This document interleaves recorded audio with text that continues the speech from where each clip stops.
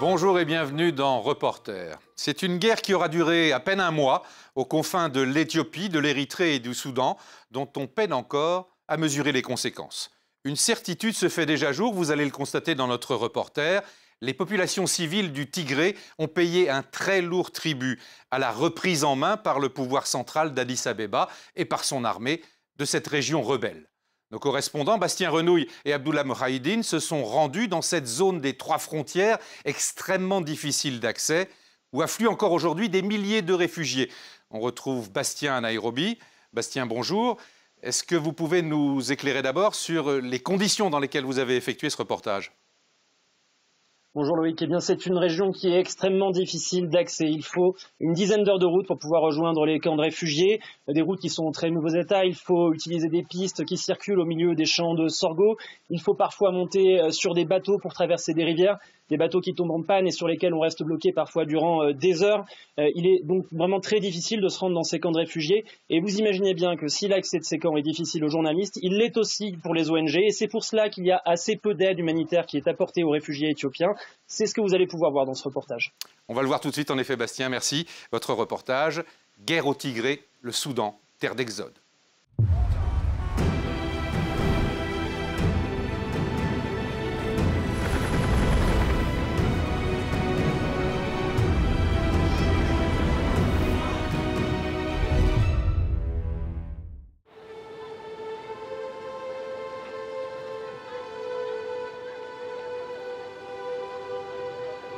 Par dizaines de milliers, ils se sont pressés le long de cette rivière pour fuir les combats entre l'armée éthiopienne et le front de libération du peuple du Tigré.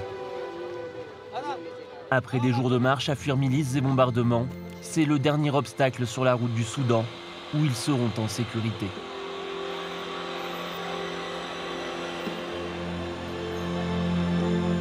À bord de cette barque, une cinquantaine de personnes. Ils n'ont souvent pu apporter que quelques vêtements.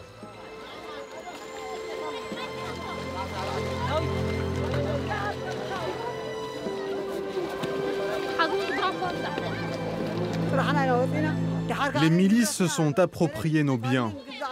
Quand nous avons voulu rentrer chez nous, ils nous ont tiré dessus. Beaucoup de gens ont dû se cacher et vivre dans la nature. Nous mourions de faim là-bas. Mais nous avons entendu une rumeur disant qu'il y avait un camp de réfugiés au Soudan.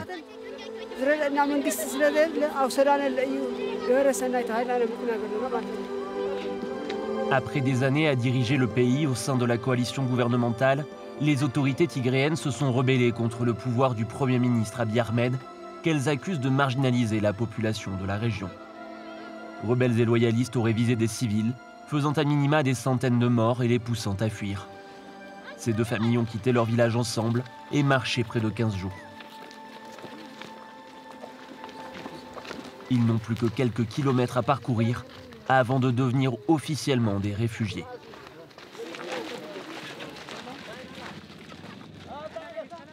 Nous espérons qu'ici le gouvernement est bon et qu'il y a la paix. Tout ce que je sais, c'est que nous avons risqué nos vies et que maintenant nous voulons un gouvernement pacifique. Le camp de transit de Hamdayet a accueilli près de 30 000 personnes depuis le début du conflit. Les 2 familles trouvent un espace inoccupé.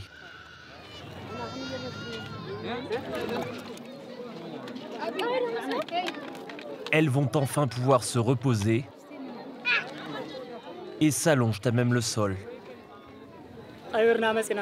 Les gens qui sont retournés dans les villages, nous les avons retrouvés morts dans les rues. Et nous avons dû les enterrer nous-mêmes. Nous avons dû les enterrer. Il n'y a plus rien dans les maisons. Elles ont été brûlées. Les miliciens criaient. Les Tigréens doivent mourir, les Tigréens doivent partir. Donc nous sommes venus ici pour être en lieu sûr. Depuis le début du conflit, le 4 novembre, les réseaux de communication sont coupés au Tigré.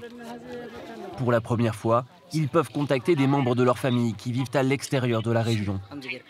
Un autre réfugié leur prête un téléphone. Hello, Mola. Salut, Mola. Comment vas-tu? Je vais bien, c'est moi, Tsegay.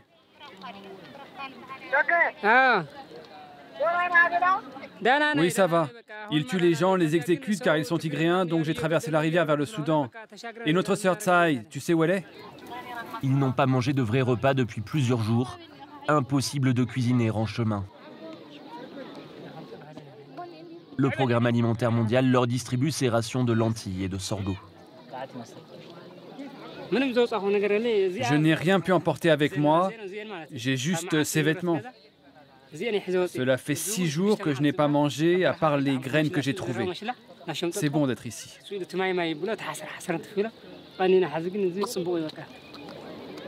La nuit tombe sur le camp.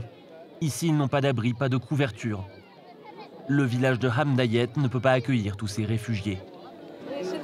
Une voisine leur propose du café. Elle leur apprend qu'ils peuvent demander à être transférés vers un camp permanent, censé être équipé pour les recevoir. Je pars demain. Ça vous dirait de venir avec moi à Umrakuba ou vous préférez rester ici? Eh bien, je pense m'établir dans ce pays. Je suis ici avec certains de mes enfants. Même si d'autres sont restés en Éthiopie, je suis content d'être en lieu sûr avec eux. Je ne pense pas que ce pays redevienne notre pays un jour, à cause de toutes les atrocités qui s'y sont déroulées. Les combats continuent. Je n'y retournerai pas.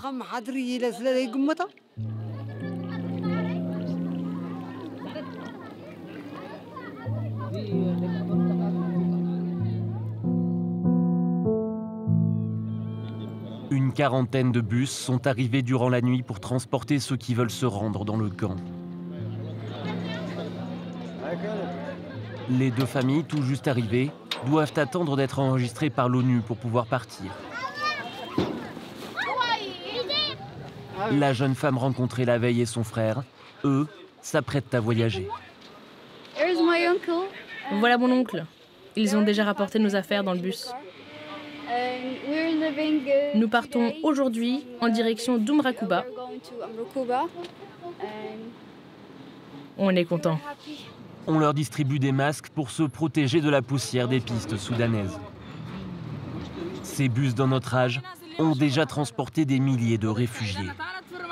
Ils ont tous fait face aux violences de la guerre. Les gens mouraient. Les bombes venaient de la frontière avec l'Érythrée. Elles détruisaient les maisons et le centre-ville. Nous avions tellement peur de mourir que nous nous sommes échappés.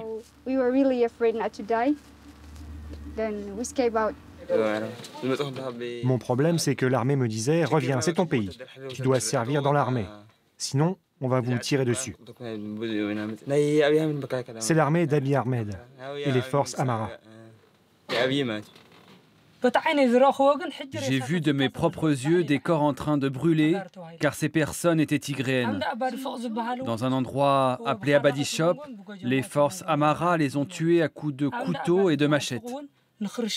Ils allaient aussi tuer des Tigréens à Mekadra, des personnes âgées. Après plusieurs heures d'attente, ils démarrent enfin. Sur ses genoux, Eyerous agrippe son bien le plus précieux. Elle suit des études d'ingénieur, ce sont ses diplômes. Un sésame qui pourrait lui permettre de sortir du camp si le conflit continue. Je pense écrire à des universités pour leur demander une bourse d'études. Ce sont tous mes documents. Je vais les scanner et je leur enverrai par email.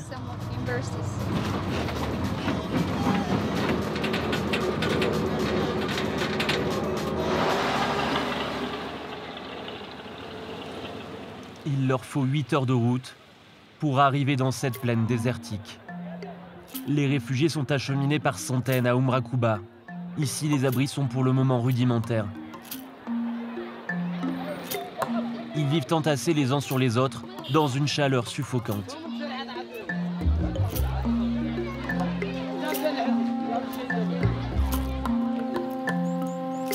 À quelques centaines de mètres, Eyerous, son frère et leur oncle ont trouvé un peu d'ombre sous un château d'eau.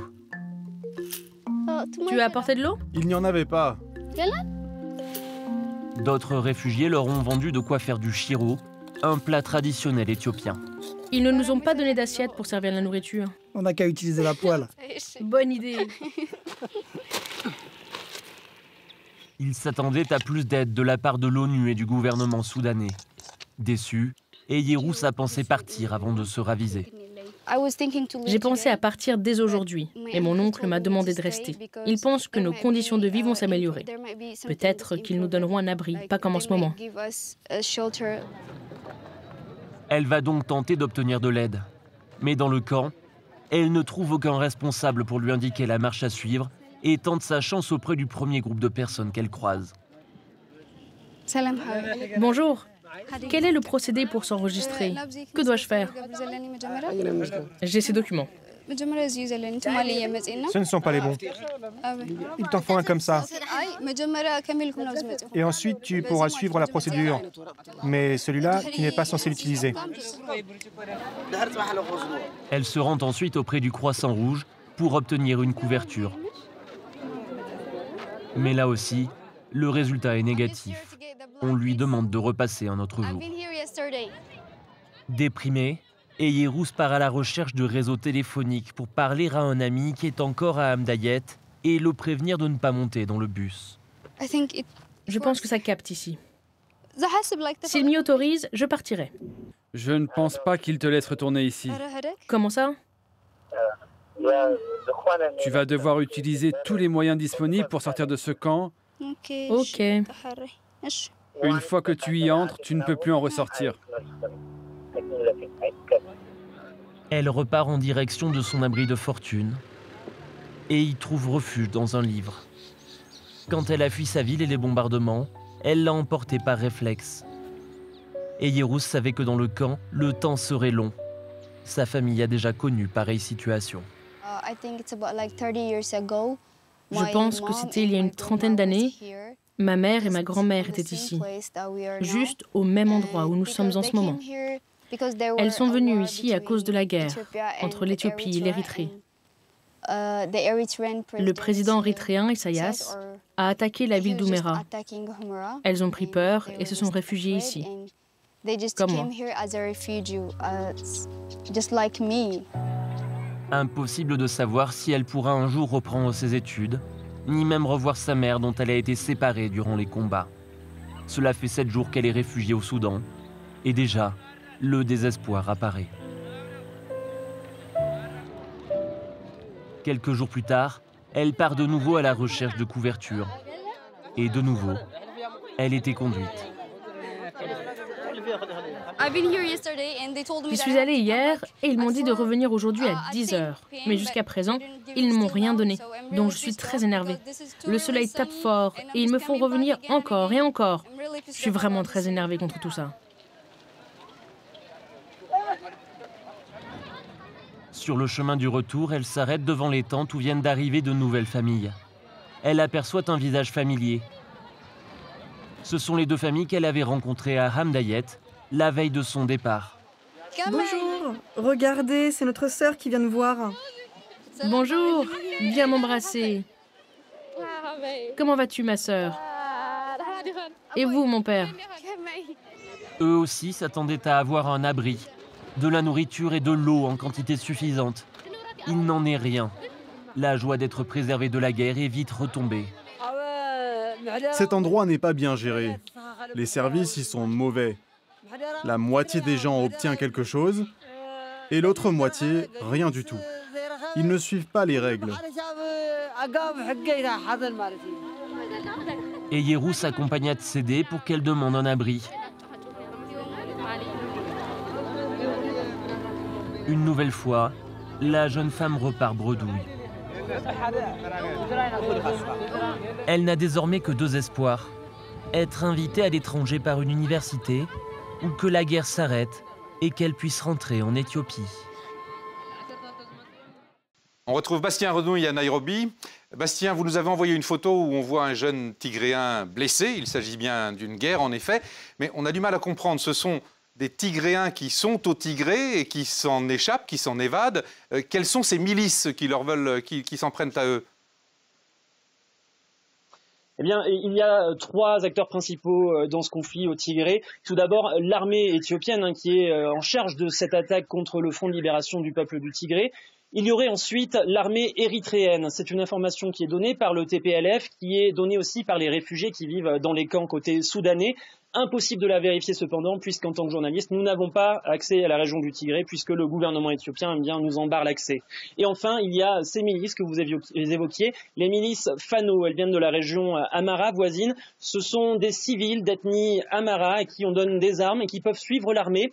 Une fois que l'armée reconquiert un territoire, eh bien, ils en contrôlent l'accès et ce sont eux, selon les réfugiés, qui commettent le plus grand nombre de massacres et qui commettent les violences contre les Tigréens. Et voilà, il faut remettre les choses en perspective. Il n'y a pas que des Tigréens qui sont victimes de cette guerre. Des civils Amhara ont aussi fui la région du Tigré. Ils vivent aussi dans les camps de réfugiés et ils parlent de groupes, de gangs de jeunes Tigréens, peut-être affiliés au Front de libération du peuple du Tigré, qui commettent eux aussi des massacres, qui sont armés de couteaux et de machettes, qui tuent des civils. Donc on voit bien que les civils des deux côtés de cette guerre sont touchés par le conflit. Bastien, on l'a vu dans votre reportage, ces réfugiés sont dans un extrême dénuement. Il est même quasiment impossible de se procurer une couverture. Or, les gouvernements des deux côtés, le soudanais et l'éthiopien, ont promis aux agences de l'ONU un accès sans aucune réserve à ce terrain de conflit et à ces camps de réfugiés. Qu'en est-il ? Eh bien, impossible de le dire pour l'instant. Ce que l'on sait, c'est que le gouvernement soudanais peine réellement à les aider. Il y a une grave crise économique au Soudan. L'inflation atteint des taux records. Le taux de change de la livre soudanaise chute chaque jour.